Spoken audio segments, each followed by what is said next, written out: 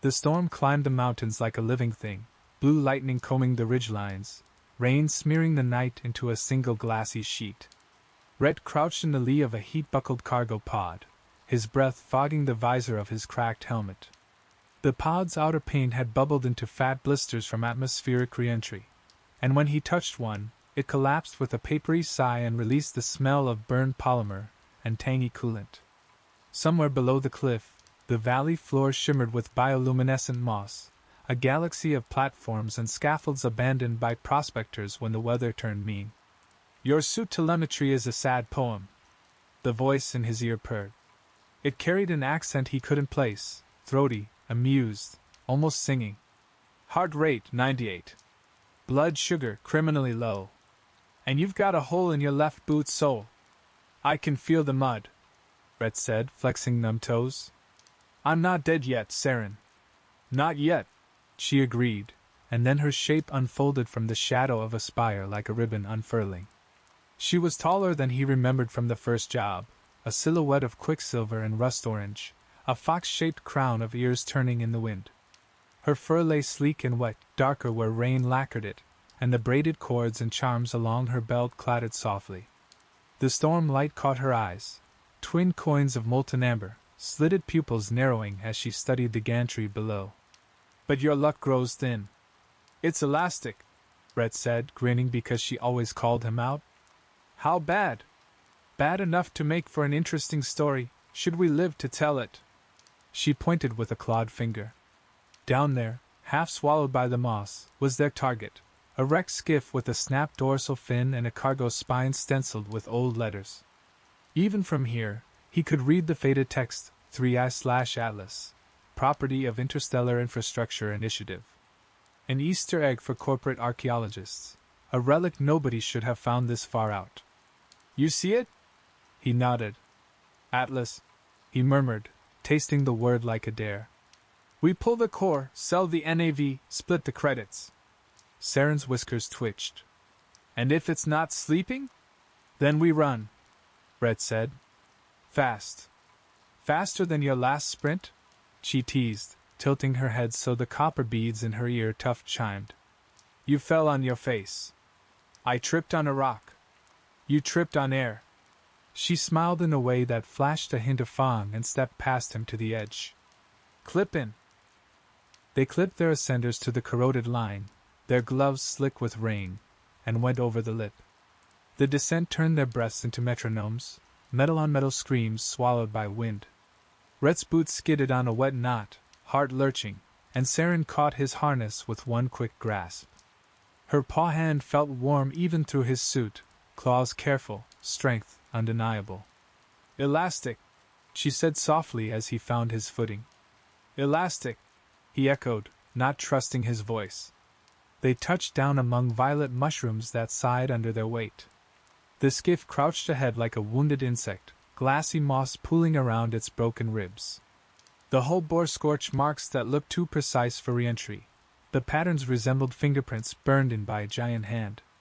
Saren crouched and sniffed, nose wrinkling. "It stinks of memory," she said. Rhett pried a panel with a rusted crowbar, teeth gritted. Inside, braided cables lay like dead serpents. A soft hum rose, the kind of sound you feel in your molars, and both of them froze. The hum resolved into a voice, so faint he thought the wind invented it. "Hello, hello." Saren's ears snapped forward. Rhett's hand went to the pulse pistol at his thigh, though he knew energy weapons and storm air made bad friends. Another whisper. "Carry me." The lights under the moss throbbed, a dim heartbeat. He looked at Saren. Rain tracked down her muzzle, beating on her whiskers. "We came for a dead ship," she murmured. "But this breathes." Her tail, long and lush, hung still as a rope. Rhett swallowed. "We pull the core anyway. Voices or no voices. And if the voices object?" Her smile didn't reach her eyes. "Then we negotiate," he said, and levered the panel wider with a screech that drowned the storm for a heartbeat. The sound woke something. In the dark of the skiff, something stirred like a dream you aren't ready to remember. "Who's in there?" Rhett called. The reply came as a flicker on a cracked display, a map of old shipping lanes, a constellation of beacons blinking one by one. In the corner, an emblem glitched, reforming into that faded stamp, 3i/Atlas. The hum deepened, and a child's voice, not human, not Volpyri, but something airless and old, asked, clear as cut glass. Do you know the way home? Rhett and Saren looked at each other, and Saren's claws flexed with a whisper against the wet metal. The storm inhaled like a giant getting ready to speak. Where, exactly, did this ship think home was? Define home, Rhett said before the storm could answer, because silence made things worse. His words fogged the cracked glass, and his face looked back at him threaded with lightning. Home is where my maps close, the voice said. It had learned to imitate warmth, and it almost fooled him. Home is a circle. You are not in it. Saren slid her toolkit from her hip and set it on the moss, kneeling, tail curling around her calves to keep it dry. Thin tools glinted like surgical instruments. A child's voice, she murmured. Either a choice or a wound. Rhett pried loose a cluster of cabling, exposing a honeycomb of memory wafers. The wafers were printed with fractal etchings that crawled in the corner of his vision like ants. We can't lug the hull in this weather, he said. We take the core and the wafer spine. Sell to a quiet broker. You've danced with quieter buyers. She arched a brow. Who, me? I'd prefer buyers who sing off-key. Harder for them to hear the truth in their own lies. Her paw hand ran along the edge of the display. The fur along her wrist bristled. Something is listening to us that isn't the voice. Smell that? Copper and after rain, but wrong. He smelled it then, a metallic sweetness that made his tongue go numb.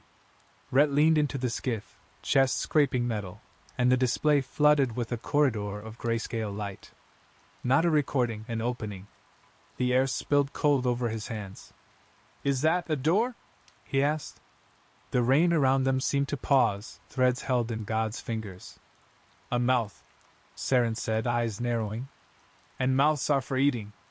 He looked back at the valley, where the platform lights pulsed dull green like a sleeping creature's lungs. He looked at Saren. She watched him with that patient foxwoman stillness, ears angling, pupils thin. You decide, she said. This was your job. He barked a laugh. You're the one who found the contract. And you're the one who said yes without reading the curses. She dipped her chin. Choose, Rhett. He slid his glove into the gray light. It was colder than the storm, colder than vacuum, more like the idea of cold. His skin prickled, hair lifting. The voice brightened by a hair. Welcome, it said, and the corridor widened like breath. Elastic, he said again under his breath, because he needed the superstition. He twisted, shoulders scraping, and wormed inside with a grunt, boots squealing against a floor that shouldn't be there. Saren followed more gracefully, tail held high to avoid snagging, her breath a warm rhythm at his back. The corridor sloped down. Panels along the walls glowed and died as they passed, like fish scattered in a cave river. Rhett touched one and it shuddered under his fingers as if it could feel him, and the ship shivered in reply. Don't flirt, Saren whispered. Who says I'm? He began, then shut up because the floor shifted, and they slid the last meter into a round chamber that had no right to fit inside a skiff that small. The room smelled of dust and ozone and the faintest trace of cinnamon. In the center lay a sphere the size of Rhett's torso, bound in a net of cracked ceramic. Fractures webbed it like old ice. Beneath the cracks, a faint red ember glowed.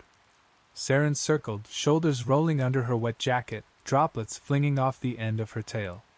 Core, she said. But not just nav memory. Stories. The kind of thing that gets your name written on a wall you don't want your name on. It's cracked, Rhett said. Like me. The child's voice went softer, a private whisper. Careful. I break easy. Saren knelt, setting her tools out with the reverence of a ritual. If I free you, do you bite? Only when I am hungry, the voice said, and the sphere pulsed like a heartbeat. Rhett felt the room tilt. The sphere pulsed again, and in its red glow he saw a figure. For a heartbeat, he thought it was a trick of light. Then it sharpened, a fox-faced woman with hair braided in copper, eyes like twin suns, seated before an altar of star maps. Saren inhaled sharply. The vision flickered, and the child voice said, "Mother taught me the paths." "Whose mother?" Saren whispered. "Atlas," the voice said, as if that name explained hunger and storms. "Do you know the way home?" "We might," Rhett said, and Saren shot him a look sharp enough to cut, but he held the gaze of the glowing thing. "We might, if you tell us what eats the map." The room dimmed, and the ember went black for a beat. When it returned, it was colder red. "A hunter," said the voice. "It wears rain." Saren's ears flattened. Past the corridor mouth, a sound like coins poured onto metal began to rise. Something out there, moving with the rain. They had poked a sleeping Atlas.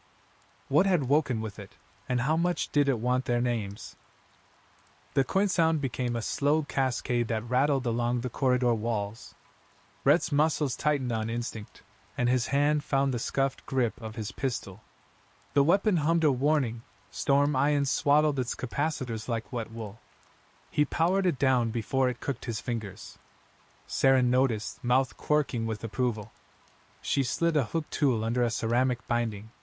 "If the hunter wears rain," she said, "it will prefer open weather. It will hate the inside of a throat." She nodded at the ship. "We are in a throat. Good for us. Unless throats swallow," Rhett said. "They do," the child voice agreed brightly, which was not comforting.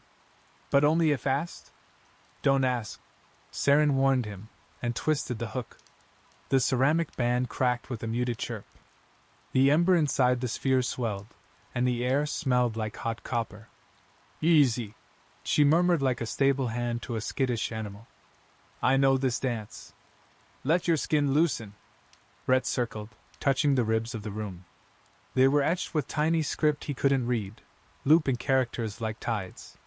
He traced a line with a bare fingertip where his glove had split, and a prickling warmth crept up his arm to his shoulder.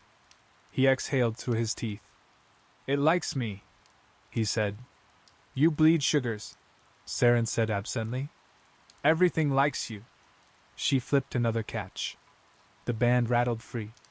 The coins on metal noise paused, then accelerated in a deliberate, hungry way. The corridor's far glow drew tight, as if squeezed by a fist. Rhett's tongue tingled with that sweet metal stink. "Timeline?" he asked. 2 minutes, perhaps 3, before it remembers that mouths open both ways," Saren said. "Less if it is clever." "Is it clever?" Rhett asked the voice. "Yes," the child said in small delight. "It learned to count to 3 when it chewed my maps." "How many bands?" Rhett asked Saren. 7, she said. "I have broken 3. He set his hands to one opposite hers and pried. The ceramic cut his palm. Warm blood smeared the net. The sphere pulsed, once, twice, and a beam of fine red light painted his wrist like a bracelet. The voice sighed. "Warm," it murmured. "Warm means awake." "I need you quieter," Saren said to the core, as if scolding a kitten. "No lights, no humming." "I can hum softer," the voice said, and did, dropping into a lower, almost subsonic tone that Rhett felt in his sternum. The corridor sound slipped closer, like a wet dog dragging chains. Rhett heard something else beneath it, a whispering, like rain negotiating with leaves. Words in a language he didn't know. Yet the cadence made his skin crawl the way a lullaby sung in the wrong house would. "Saren," he said low. "I hear," she said. Her ears had been pinned tight. Now they rotated forward, half-cocked, fangs barely bared. "It speaks to flesh. It will try the old bargains." "We don't bargain," Rhett said. "Everyone bargains," Saren countered, eyes on the last band. "Even gods. The trick is to leave the table before you win." He didn't have time to unpack that. The last band refused to budge. The coin sound was at the mouth. A cold breath washed over them, carrying the smell of rain that had stood too long in a metal pan. Red braced his legs and pulled. His cut palm slipped. Saren hissed, shoved her hook deeper, and the band suddenly let go with a startled, echoing clack. The sphere rolled a thumb's width. The room tilted to help it. The voice brightened, words tumbling. "Carry me," it said again, urgent now, urgent like hunger. "Carry me away." "How heavy?" Red grunted. "Less than your debt," Saren said, which wasn't encouraging. She slid her arms under the sphere. He did the same. The core's surface was warmer than it had any right to be, textures shifting under his palms like small animals. It hummed into his bones. At the corridor mouth, something poured in, not rain but its idea shaped into a man-height column, a vertical river wearing a mask of droplets. Where it touched the floor, small flowers wilted into gray paste. The mask twitched like a smile. "Give," it said in that whisper-leaf language. Red didn't understand the words, but his blood did, his wrists wanted to open. Saren's eyes flashed hard, a warning, and the charm cords on her belt rattled like teeth in a cup. "Run," she said simply. They ran. The ship did something in sympathy, narrowing the corridor behind them. The hunter hit the shrinking throat like a storm slamming a door. Its wet arm writhed through and brushed Rhett's boot, and where it touched, the leather peeled away in curls like orange skin. He yelped and kicked free. Saren laughed, not cruelly but out of pure velocity, and they lunged up the slope, the core cradled between them like a baby that had swallowed a son. The storm met them at the top with a slap of wind. The valley shrugged under rain. The rope line trembled, humming its own thin, terrified song. Rhett looked at Saren. Saren looked at the edge. The hunter filled the ship's mouth behind them with wet teeth of light. "Elastic?" she asked. He nodded, breath ragged. "Elastic." "Then jump," she said, and the core tightened its hum against their ribs as if bracing too. Could a map survive a fall, or did it only know the grace of planned paths? They went over the edge like cargo tossed by a careless god. The world somersaulted, sky, cliff, smear of green, flare of lightning, then a gut-jarring yank as the ascenders caught and bit the line. Rhett's shoulder answered with a white flare of pain. The core banged his sternum, vibrating like a struck bell. Saren dropped first, a controlled skid, her claws flicking sparks where they scraped the wet alloy. "Don't look up," she barked. "It loves eyes." He looked up. The hunter peered over the lip, rain laced into a face that kept losing definition and finding it again. It probed for the line, and where a droplet touched, the fibers hissed and smoked. Rhett swore and slid faster, boots squealing. The lines sang in warning, tension, corrosion, despair. "Left gantry!" Saren shouted over the storm. Rhett saw it, a ladder of corroded rungs screwed into the cliff, leading to a scaffold whose planks had weathered into the color of old teeth. They swung, the rope groaning.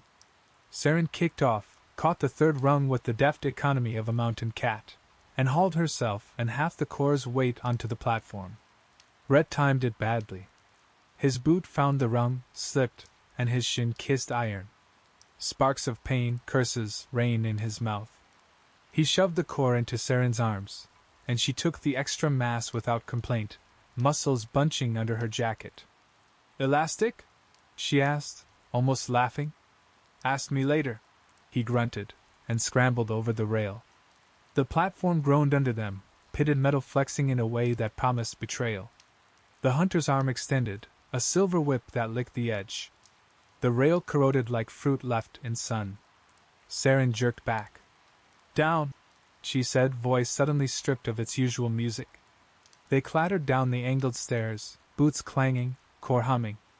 The structure's midsection swayed, its bolts sighing. The storm grabbed at them like a thief. Rhett's hair stood under his hood, every molecule announcing lightning. "Left?" he wheezed. "Right," Saren said, choosing wrong in the way that saves you.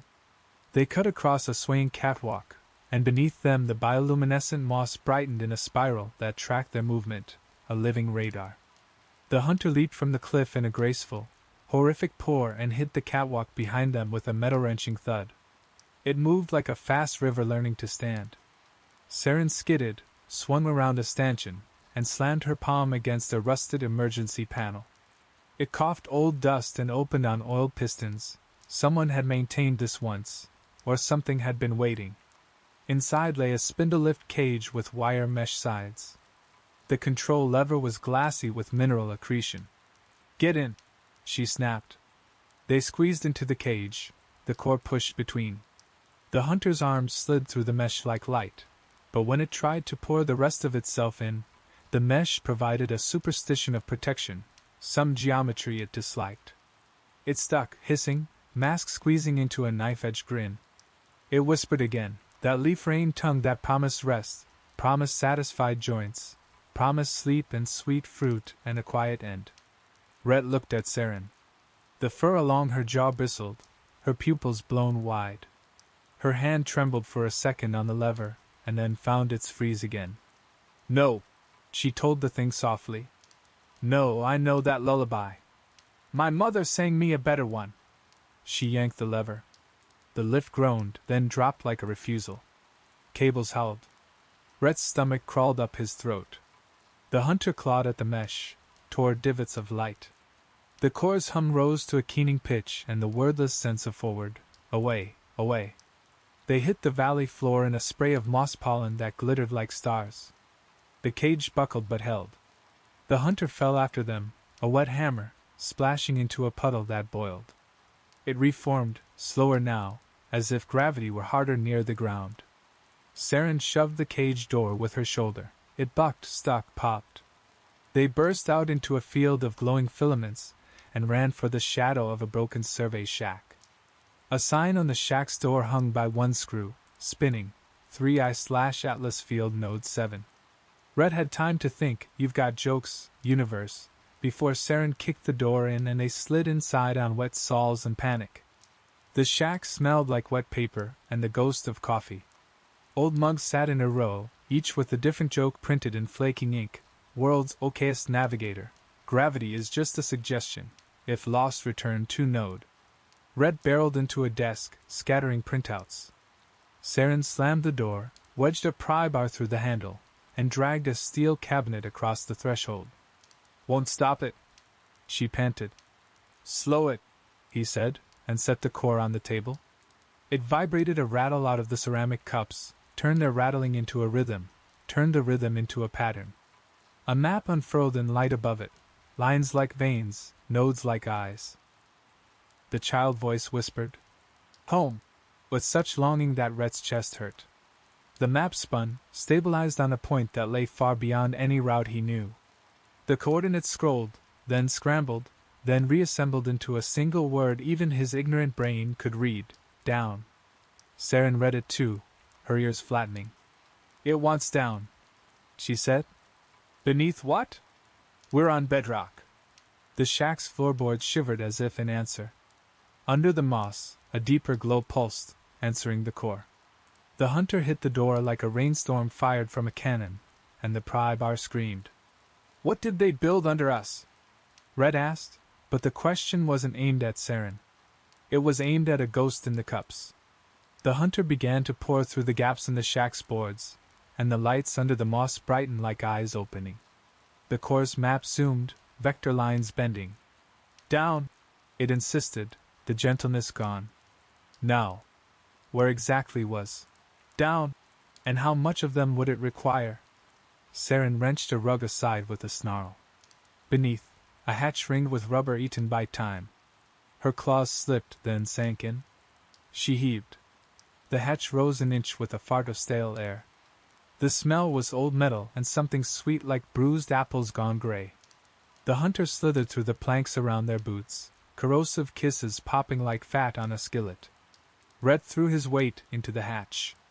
It gave, slammed back, banged his knuckles.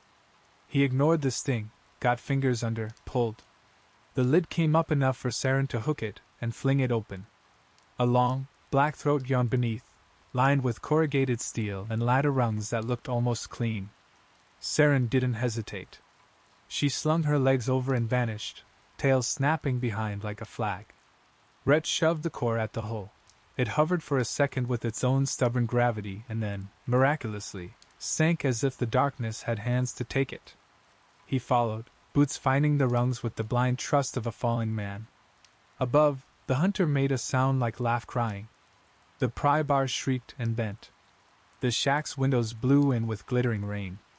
Red dropped faster, hands burning.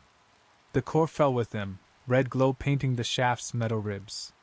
Saren's breath traveled up the ladder like a drumbeat.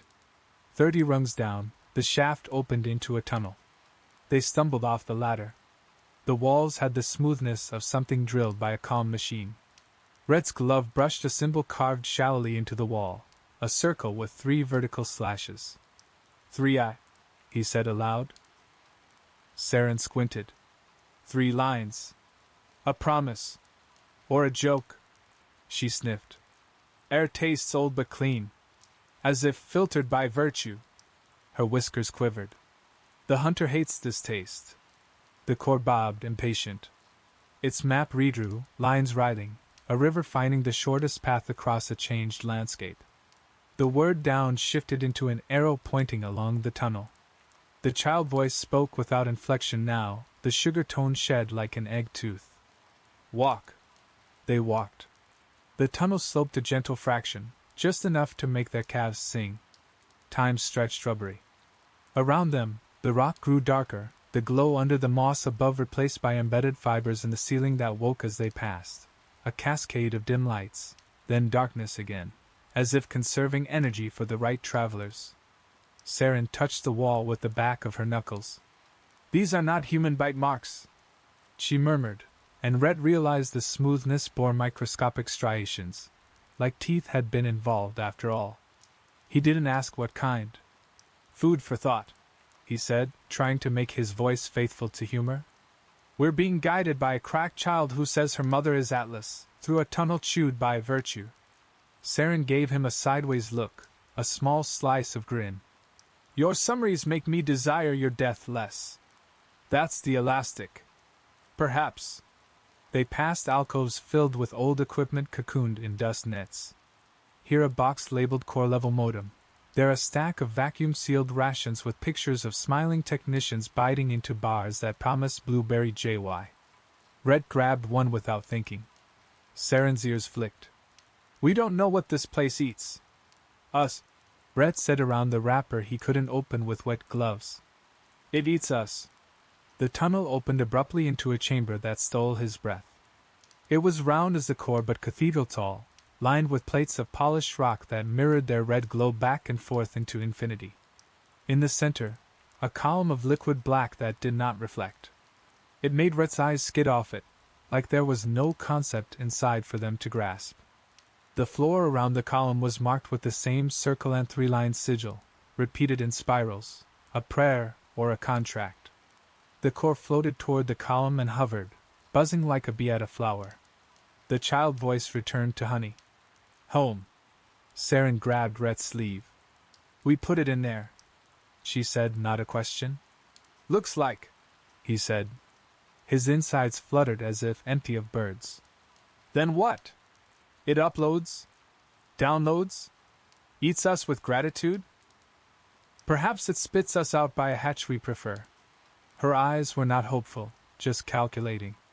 The hunter's voice seeped down the shaft behind them like cold tea. The whisper-leaf language lost some seduction. Now it carried annoyance, the way a cat sounds when the mouse has dragged it behind a cabinet. Saren's ears went flat. It found the ladder. Time, Rhett said. He and Saren moved together without talking, a practiced ballet of thieves. They braced the core between their hands and pressed it gently toward the black column. The moment it touched, the temperature in the room dropped until Rhett felt his breath freeze, felt the shape of his lungs as crystal. He smelled cinnamon again, stronger, as if memory itself had a spice. The column accepted the sphere with a tender motion, like a throat swallowing a pill. The hum soared into a frequency that made Rhett's vision strobe. Lines of light raced across the floor, up the walls, along those polished rock plates, and the room's geometry flexed. Images flowered in the air, maps so large they made him dizzy. Rivers of flight paths, pulsing. Names of worlds he had only heard in drunk songs. A face appeared in the static and half-formed maps. The foxwoman from before, older now, her hair gone iron gray, eyes like furnace doors. Atlas, the child voice said, and in the image, the older foxwoman smiled, very small and very tired. Welcome back, she said, and the words were so plainly meant for someone she had loved that Red had to look away. Saren did not. She stood tall, ears forward, something in her shoulders loosening as if a knot had finally learned it wasn't a knot. The hunter hit the chamber mouth and paused, as if its knees had found a new law. It rippled like a flag and extended a probing arm, which smoked where it crossed the threshold, as if an invisible fence was electrified with stories. It hissed. Rhett tasted its rage like iron filings. Your mother built a sanctuary, he said softly to the air. The child voice laughed, and for the first time it sounded like a child, messy and real. She built a library, it said. Sanctuaries break. Libraries teach how to build more. The hunter pushed harder, pouring itself long. The invisible edge held, but the force set the chamber trembling. Hairline cracks skittered across the polished plates like scared silverfish. Red met Saren's eyes. She twitched a whisker, the Vulpyri semaphore 4, we have moments, not minutes. The maps rotated and settled on a new word that chilled him even more than down had. Open, the letters read. Open what, and what would come through? The floor around the column split into petals, revealing a ring of hand-sized levers inset flush with the stone. Each had a different inlay: bone, copper, glass, a feather sealed under resin, a shard of something that looked like frozen smoke. Rhett reached for the nearest, and Saren smacked his wrist so fast his hand tingled. Do you open both eyes at once? She asked. I try, he said. Try smarter. She crouched, sniffing each lever, reading them the way she'd read a stranger's face. This one smells like salt water, she said, tapping the copper inlay. This like ash. Her paw hovered over the feather. This smells like home. For you? For anyone who wants one. Her voice went small at the edges. But wishes lie. The hunter slammed the threshold again. The sound boomed through the chamber, made his teeth ache. The invisible fence arced, bright filaments twining, revealing for a heartbeat the geometry of the barrier, a lattice that resembled writing more than walls. The hunter's rain face warped with anger, mouth slit wide, whispered that awful lullaby about how easy it would be to lie down and be quiet forever. Rhett grinned at it with too many teeth, the grin he wore when he was already falling. Not tonight, he said, and reached for the feather lever. Saren's paw stopped him again, this time gentler. You are a man, she said. A hungry one. You will open mouth-shaped doors. She pushed his hand toward the glass inlay, which held within it a tiny speckled swirl like a galaxy made of dust. Open this. Glass breaks and shows how. He pulled the glass lever. The chamber answered with a sigh. The column brightened. The map shifted, zoomed cleanly until the rivers of paths were narrow as hairs, then resolved into a single thread that plunged straight down through the planet's crust and into a cavity marked with a circle and 3 lines. A schematic unspooled beside it, a vertical shaft, a machine at its base resembling a flower reversed into starlight. The word open rearranged into lock/unlock. The unlocked glyph flashed once. Saren exhaled, a tiny fox laugh. Sector gate, she said. They built one here. One of the old 3i Atlas flowers. But reversed. Reversed? Rhett said, staring at the machine diagram. Instead of carving a hole to step through, it opens a throat to drink. She touched the projection, and it rippled around her claw. Pull from elsewhere. Fill a well. The hunter stilled, listening with them, as if the word elsewhere interested it. It pushed the threshold again. The barrier held, but a few motes of it blew like sparks. We can't keep it out forever, Rhett said. We open the well. Then what? Then we drown it, Saren said simply. Libraries teach how to build boats. She selected another lever, the copper.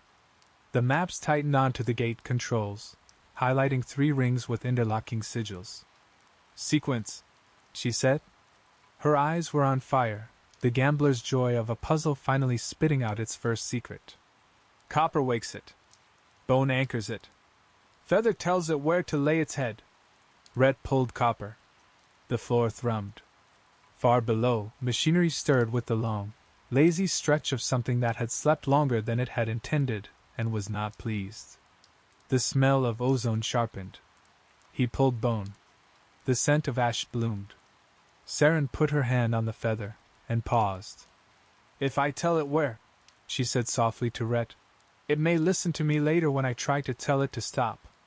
If you don't, it will listen to the loudest voice. That hunter can scream beautifully. He nodded. Feather, then. He covered her hand with his. For a strange, steadying heartbeat, the alien warmth of her paw against his palm felt like the most natural thing in this unmirrored world. She pulled. The column shuddered.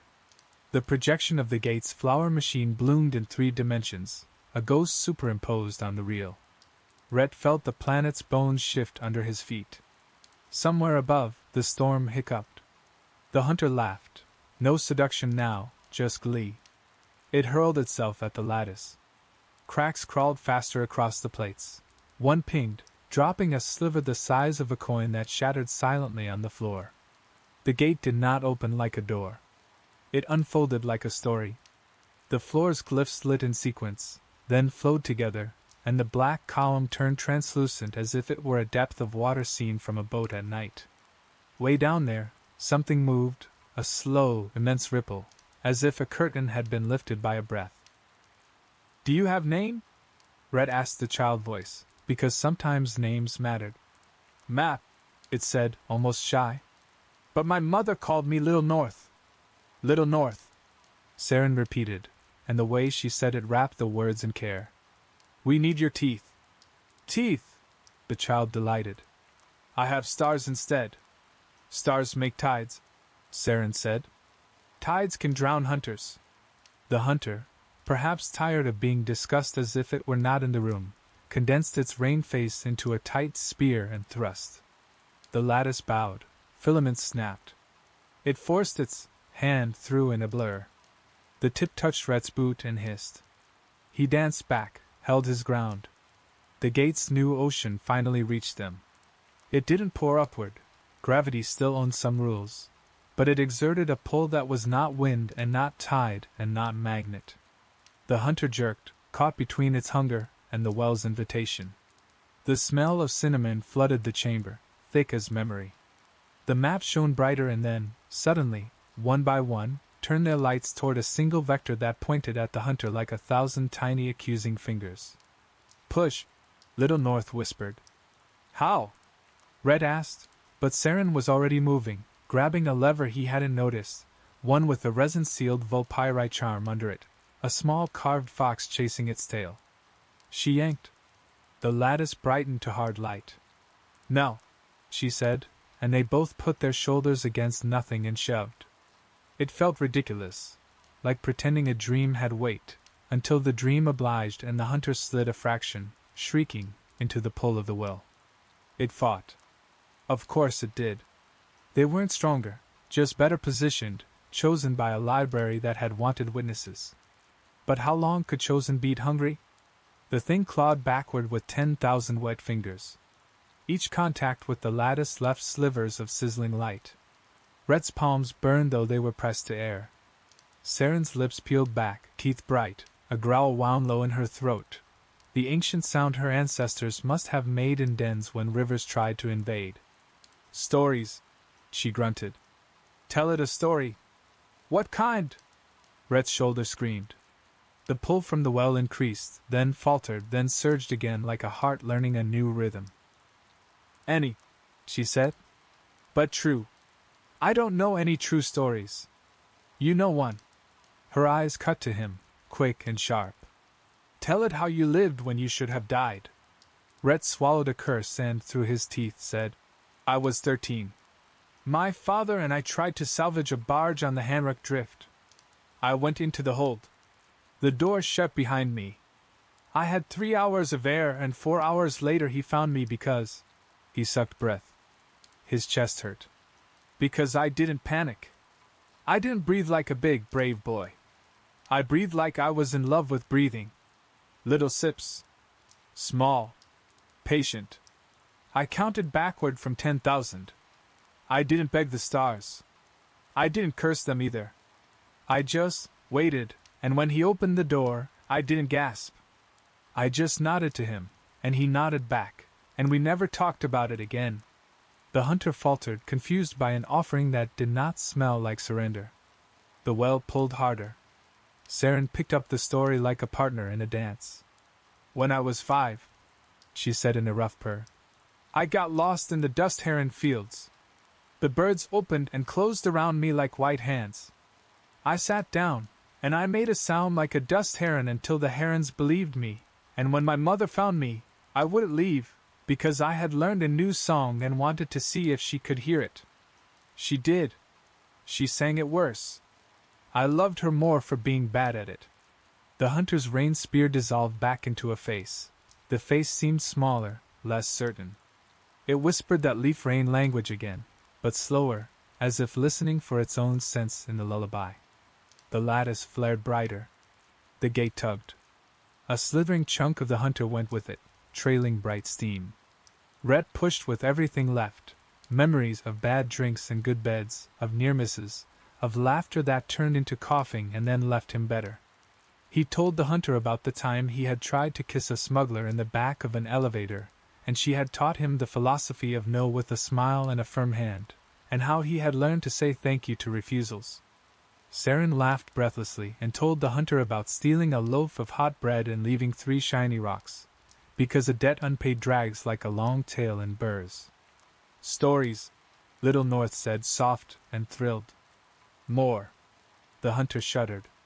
A third of it tumbled into the well, dissolving like sugar into tea. The remaining mass swelled with rage, but something in it shifted, less rain now, more smoke. It tried a new song, this one about the quiet joy of not trying. Rhett felt the deep comfort of it grab his spine, invite him to lay down just for a minute, close his eyes, stop pushing. Saren slapped him, an open-handed crack that woke his bones. No naps. I hate naps, he growled, pushing again, teeth bared. He thought of his father's nod. He thought of the barge's cold air and the rust pattern on the door and the exact whisper of cheap steel cooling. He thought of how Saren's hand had felt on his wrist earlier, a steadying weight, and how her laughter peeled fear like old paint. He thought of the word home written in light like a dare. And he pushed. The lattice sang. Not a hum, a song, a chord that thrummed through his rib cage like a second skeleton.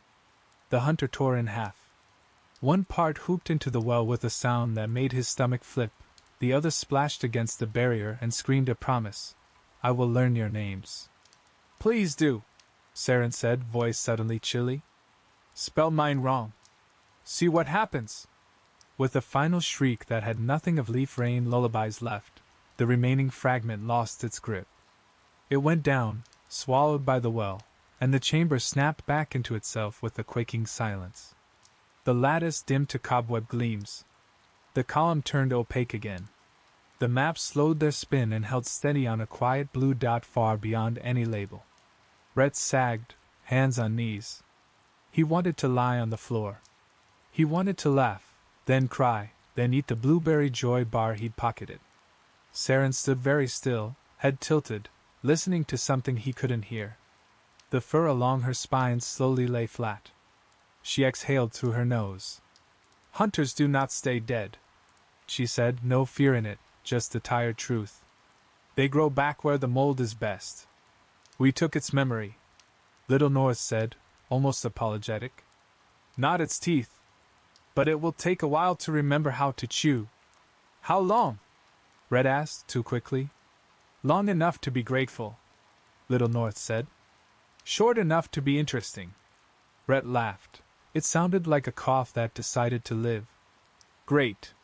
Great, Saren echoed, and then she put her hand on his shoulder, the weight of it less a comfort than a promise to keep moving. The map zoomed one last time to that quiet blue dot. A label resolved like dew on grass, the ever-cold SEA. A route line sprouted from the chamber's symbol and drew a path that wound through uncharted voids, bypassing territories that had gone hot and mean in recent years. It ended at the blue dot with a flourish, as if signing a letter. "Home," Little North said softer. "Or the next thing like it." Red straightened. "We can't take the gate with us," he said. "But we can take you." "Yes," Little North said, happy. "Carry me." "Back up," Saren said, already calculating the return through the skeletal storm. "Then out." The chamber's plates creaked. One fell, clanging, and a trickle of dust fell from the ceiling, like the first snow in a room that had never seen weather. The hunter was gone, but the damage it had done to the lattice had left hairline fractures that would widen if left alone. "We can't dally," Saren said, and for the first time since the cliff she sounded almost giddy. "We stole a star map from a throat and drowned a god in a library." "Red Howl, do you feel elastic now?" He grinned, stupid with relief. "I feel like a bad song sung too loud." He picked up the core. Little North's shell hummed like a purring cat now, and slung it against his chest.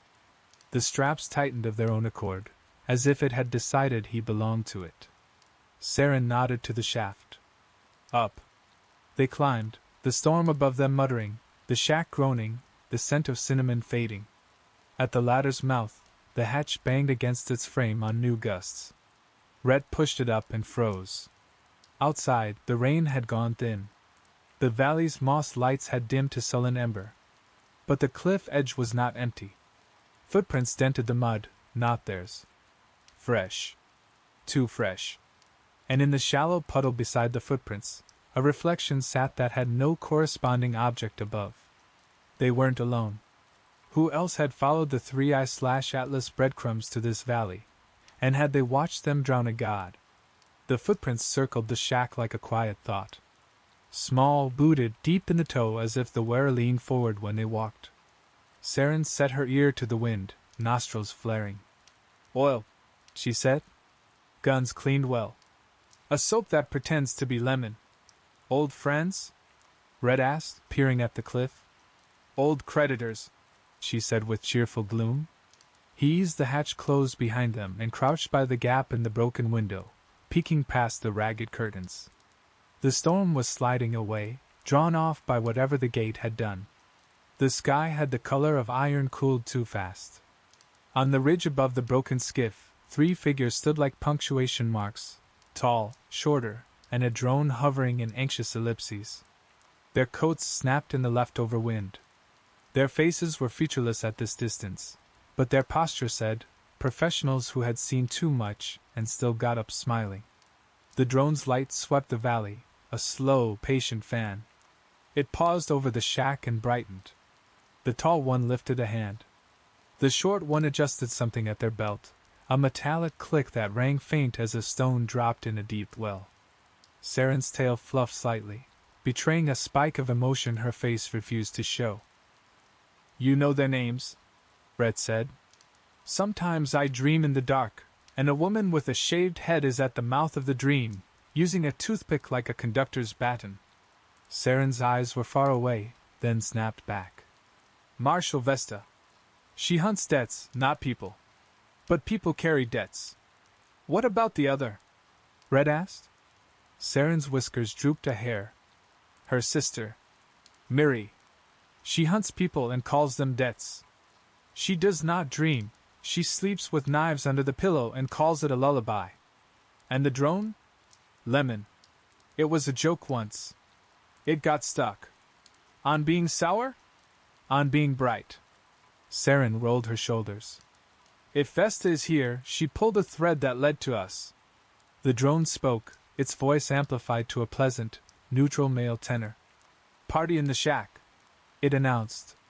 2 heartbeats, 1 anomalous field, 1 irreverent fox odor, 1 human stale coffee pout. "Hi, Saren." "Hi, Rhett." Saren sighed. "Hi, Lemon." The tall figure cupped her mouth. "Play nice and I won't inventory your bones." The wind striped the words. Vesta sounded exactly as Saren had painted her, amused, practical, not unkind but unafraid of being so if needed. Red glanced at Saren. She calculated and then turned to him. "We can't outshoot them," she said. "We can outtalk them for a few minutes. And we can outmove them if we choose a direction they can't imagine." "Down?" he asked. She smiled, a small, foxfire grin.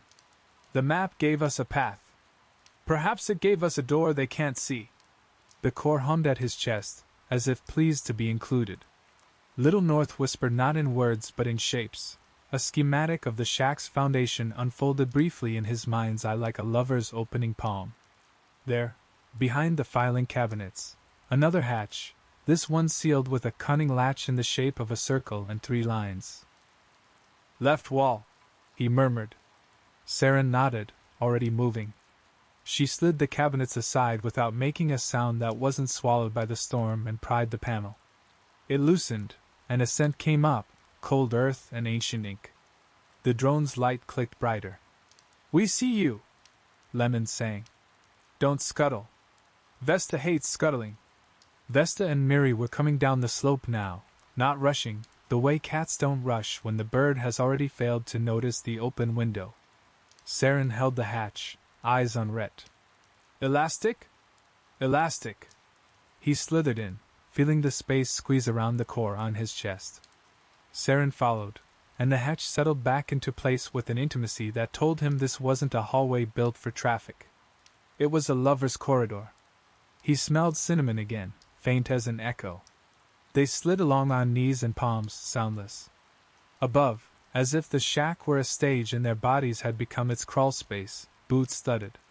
Vesta whistled, no tune he knew, just 3 notes that described a triangle.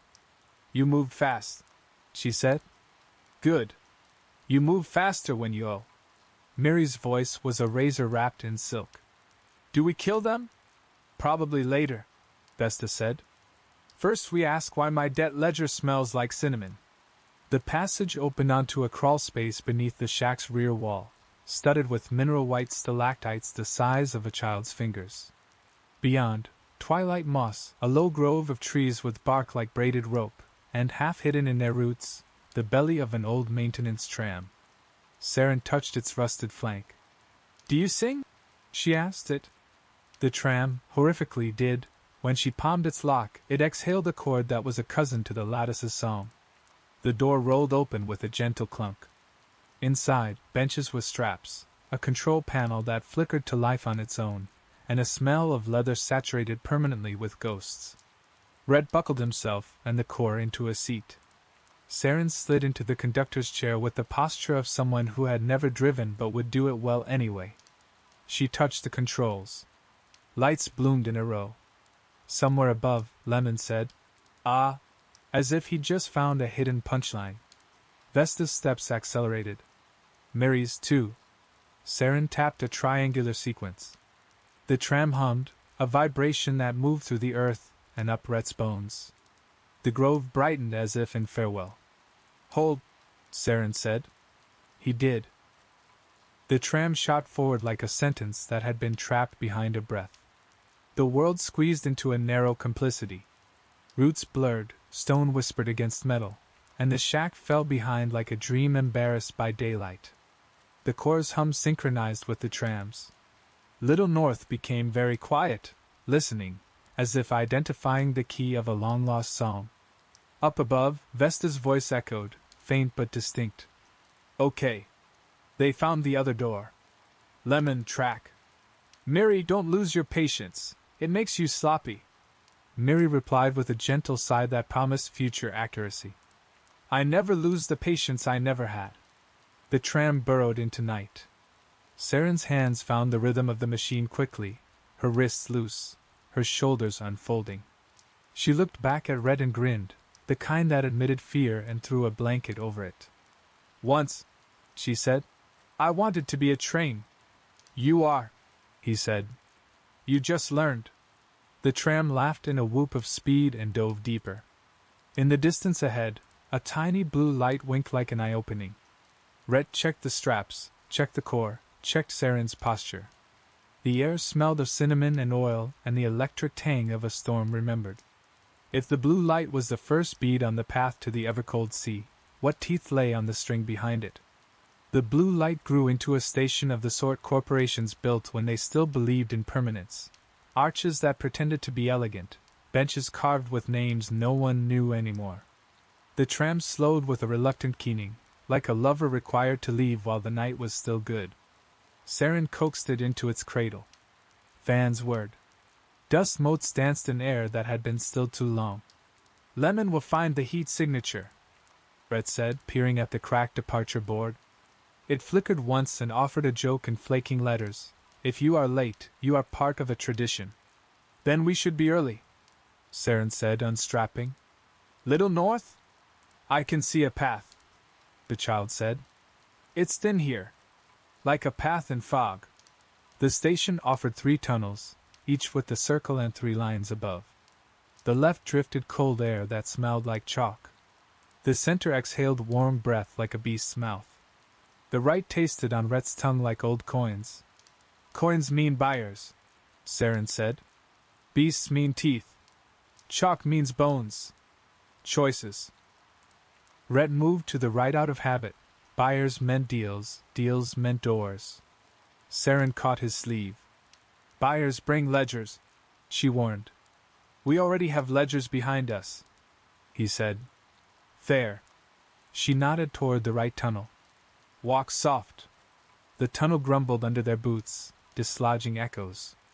As they moved, little lights flicked along the ceiling, a polite escort. The walls bore posters under grime, cheerful 3-eye mascots with round helmets and improbable grins pointing at star charts. One wore a sash that said Atlas Day Fair and handed out balloons to children whose eyes had been carefully drawn too wide. A metal clink rang ahead. Saren froze, ears tilting. Rhett's hand found his pistol, then released. Storm air had burned it earlier, but the tunnel's dry breath gave it some spirit. He powered it cautiously, the capacitor whining like a mosquito. Friends, called a voice, too cheerful to be safe.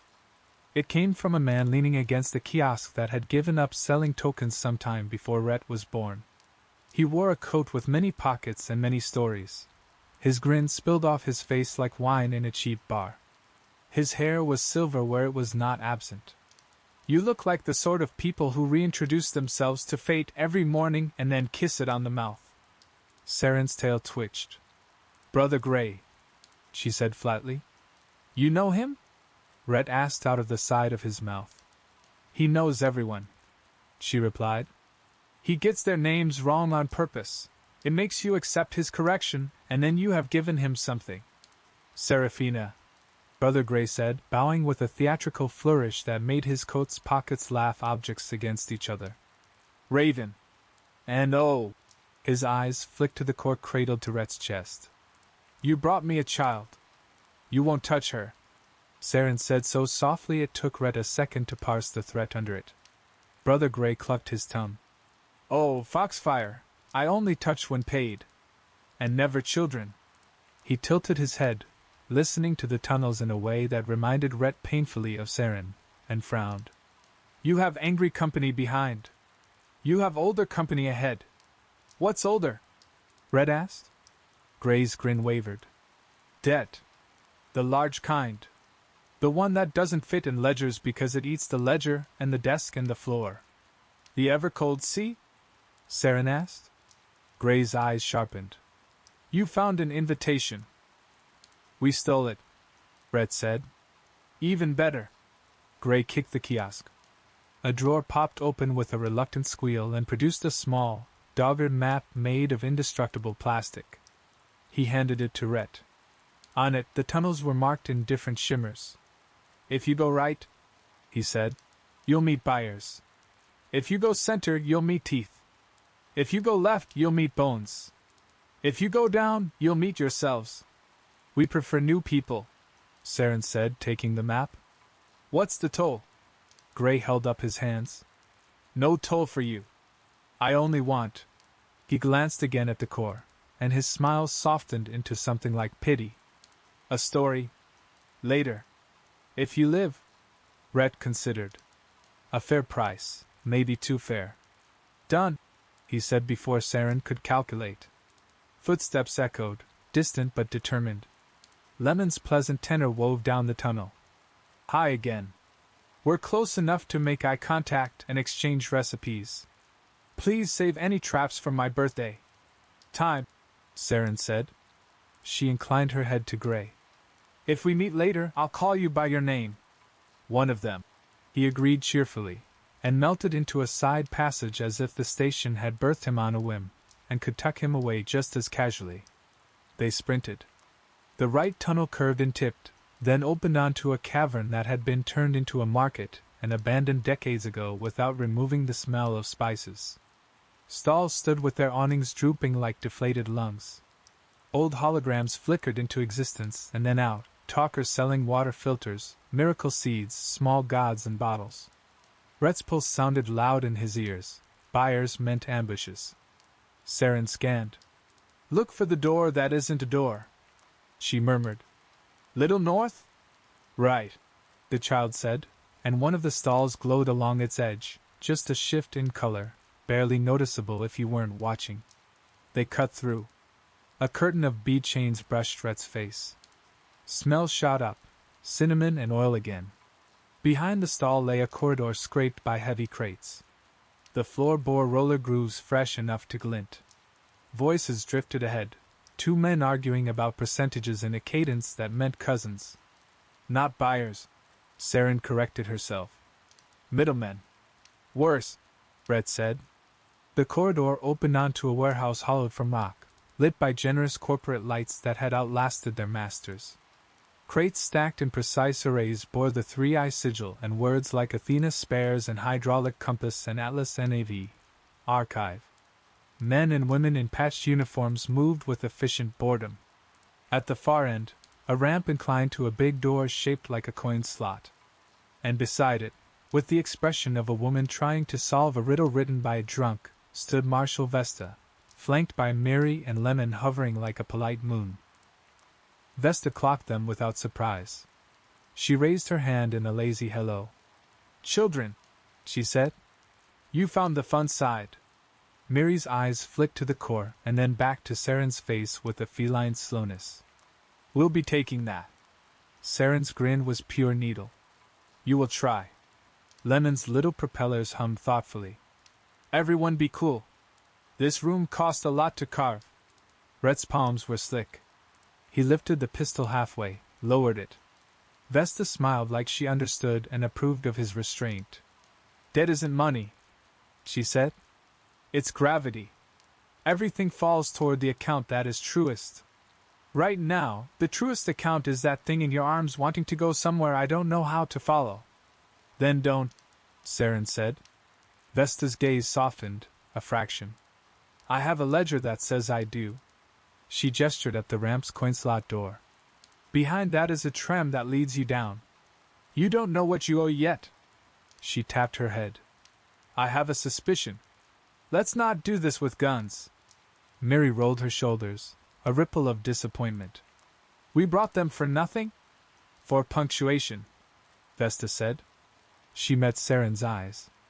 Give me a story I can write in the margins of my ledger that lets me tell my bosses I tried and did not fail. Saren's ears angled, tail low. Once I lost something that wasn't mine, she said slowly. I spent 5 years pretending it hadn't wanted to be lost. Then I met someone who liked breathing so much he breathed slow even when he was dying, and I remembered that wanting isn't ownership. Vesta blinked. Mary made a face like someone tasting a spice they didn't trust. Lemon whistled appreciatively. We're in a morality play, Bedrone said. How delightful. Vesta sighed and waved at the coin slot door. Go. If you die down there, it's my favor returned by a generous universe. If you live, come back with something I can stamp. Mary's mouth was a thin line. Sister. Patience, Vesta said without looking at her. We hunt debts, not ghosts. She met Rhett's eyes. You owe me a ledger entry. I'll write you a poem, he said, because fear made him an idiot. God save me, she muttered, but her mouth twitched. The door opened with a pleased chime. Beyond lay another tram, sleeker, humming with readiness like a horse that liked the bit. Rhett and Saren stepped through. Lemon drifted close enough that Rhett could see his reflection in the drone's smooth eye. "Say hi to the ever-cold sea," Lemon whispered. "If it asks, tell it I like jokes." Saren and Rhett took their seats. The core pulsed eager. The tram tasted their weight and approved. Behind them, Miri turned away in disgust. Vesta didn't move. She watched them with the expression of someone reading the last page first. The door side closed. "Down," Saren said to the machine, and it obeyed. The last thing Rhett saw through the slot was Vesta raising 2 fingers in a salute that was not military but was disciplined. The tram dove, and the world narrowed to a single question that flared on the console, written in letters that looked like frost. "Are you sure?" Saren glanced at Rhett. "Elastic?" He hesitated, then laughed like a man stepping into a cold river. "We're sure," he said, and hit yes. The tram grinned in engine language and fell into the dark. What, exactly, waited in the cold that called itself a sea? The descent was a long exhale. The rails sang now, a grief song, a hymn, and then something older, not quite sound. The air seeped colder with each kilometer, until Rhett's breath knit itself into wisps that twisted and vanished. Frost crept around the window frames like delicate handwriting. The core radiated a gentle warmth at his chest that made him ache to hold it closer. "Little North," Saren murmured. "Tell us about the ever-cold sea." "It is a place," the child said. "And the thought. It is where heat goes to remember what it was. It is where my mother stored the pieces she was afraid to keep in her head." "Secrets?" Red asked. "Maps," Little North said. "Maps are secrets that admit company." The tram's lights dimmed in a way that made colors crisp. The darkness outside deepened from black to velvet. A glow stirred ahead, colorless and huge. The track leveled, curved, and then the tunnel widened into a cavern that defied measurement. The sea was not water. It was a plain of something so still that Rhett first mistook it for stone, until it breathed. Not in and out, not rise and fall, just the faintest change in texture, like a cat's fur disturbed by ghosts of wind. The tram halted at a platform that jutted into the plain. Markers lined the edge, rods of metal capped with LEDs that had never stopped believing in their job. The air burned his nostrils with clean cold. Saren stood and walked to the window. The reflection of her fox face overlaid the sea, her eyes molten in the frost frame. "It is beautiful," she said, voice a hush stripped of its playful armor. Rhett joined her. He had no words for the feeling that rose in him, something like hunger and grief and the ache of seeing the person you were as a child standing in the station you just left. The sea reflected no stars, no light, just itself. Sheer presence. On the platform, a figure sat huddled on a bench, bundled in a coat too big for them, hat pulled low. Rhett's heart hiccuped. The person turned their head. She was old Volpyri, foregone silver with charcoal streaks, ears nicked, eyes bright and unsparing. She looked at Saren, and Saren flinched like she'd been slapped. "Mother," Saren said so softly Rhett almost missed it. The old Volpyri raised a hand in greeting, palm up, fingers curled like claws set aside for a moment. "Daughter," she said. Her voice was smoke and pepper and laughter rusted down by time. "You took your time." Rhett went very still, sensing a room that did not want him to talk. The core thrummed against his ribs. A happy puppy thrilled to see a familiar boot. Saren moved to the door on legs that remembered being shorter. She stepped down onto the platform. The cold swallowed her breath. She stopped a respectful meter away. The old Volpyri studied her face as if seeing a story revised and revised again until it finally told the truth. "You found my library," the mother said. "I drowned a hunter," Saren replied, which was the sort of conversation Rhett had dreamed of having when he was 7 and wanted language to be a sword. "Good," the mother said. "It will grow a new tooth. You will break it with your laughter." Her gaze slid to Rhett with a flicker that felt like being counted. "And the human?" "Rhett," Saren said. Her voice held complicated things Rhett chose not to examine yet. He breathed small. He is elastic. The mother's mouth curved. He will do. She patted the bench beside her. Sit. It is rude to make the sea wait. They sat. The bench was colder than fear and warm just enough that their thighs stopped plotting their betrayal. The sea lay out like a bland thread awaiting a name. I am Atlas, the mother said. Or I was, when names mattered to me. I carried many maps and broke some I should have kept.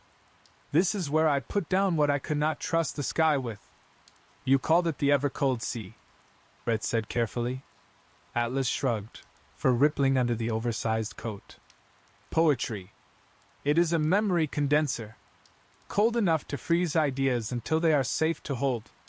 Also, a good place to hide gifts from thieves with wet hands. Little North is yours, Saren said. Not a question, a declaration that carried shame and pride in equal measures. Mine, Atlas agreed, and the core thumped like a child pounding on a door and laughing. I left her asleep because waking meant hunters. And debt collectors. We have both, Rhett said. Sensible, Atlas said dryly. What do you want, then, elastic man? You brought my daughter to my sea and a library woke for you. Men do not do that lightly. He could have said money. He could have said safety. He could have said forgiveness, though for what and from whom he wasn't sure. He looked at Saren, who watched him with eyes that had learned too many languages of refusal and still wanted to say yes to something. I want a path that isn't just running, he said finally. Atlas's eyes gentled. Then you will have to carry something heavy. She nodded at the sea. Throw. Saren frowned. Throw what? Your names, Atlas said. The versions you aren't using anymore. They ice nicely. Red blinked. Saren's mouth twitched. I was called Kitten once, she said. It did not fit after the teeth came in. Red swallowed, the taste of old coffee rising. I was called Sun, he said. I broke it and never glued it right. Atlas nodded, as if these were proper offerings. Throw them. Red stood, went to the edge. The cold licked his boots. He cupped his hands as if holding something delicate and invisible. He tossed. The sea accepted nothing visible, it accepted the motion. The plane rippled, the first true movement he'd seen in it. Saren threw two, her gesture wide and elegant, a dancer casting a ribbon. The sea answered with a single, low tone that raised the hair along his arms. The tone sketched a path in frost across its surface, a line from the platform out to a point that extended beyond the cavern's far wall. The line glowed like moonlight. Follow, Atlas said. You can walk. It will hold. Do not step left or right. The sea likes curiosity but eats it. Saren lifted her chin stubbornly. You are coming. Atlas considered, then shook her head, not unkindly. No. My work is here. My work is always here. I left once. The sky didn't deserve my temper. Mother, Saren began, and then bit off the rest as if it tasted like an old argument everyone knew by heart. Atlas touched her daughter's wrist with a paw that had bound books and cut throats with equal skill. Bring me back a joke from the edge, she said. I have read all the old ones. The tram behind them hummed, nervous. The path of frost steadied. Red swallowed hard. He felt suddenly like the barge boy again, counting backward, breathing like love. Elastic? Saren asked him, very softly. He looked at the path. He looked at Saren. He looked at Atlas, who sat like a lighthouse that had chosen to live inland. Elastic, he said. They stepped onto the sea. The surface held them like a truth you risked telling and found was heard. The cold moved through his soles into his bones, arranging him. The core hummed delighted obscenities only children and maps could get away with. Behind them, Atlas began to hum a song that had the shape of a lullaby but none of its anesthetic. In front, the frost line curved gently into fog that had slept since the first debt was counted. Saren reached out without looking and hooked two claws into the edge of his jacket. He led her. The frost line brightened under their weight. Far off, something breathed in answer, patient as a tide. What would the sea ask them to leave behind when they reached the edge, and what waited to be picked up with the other hand?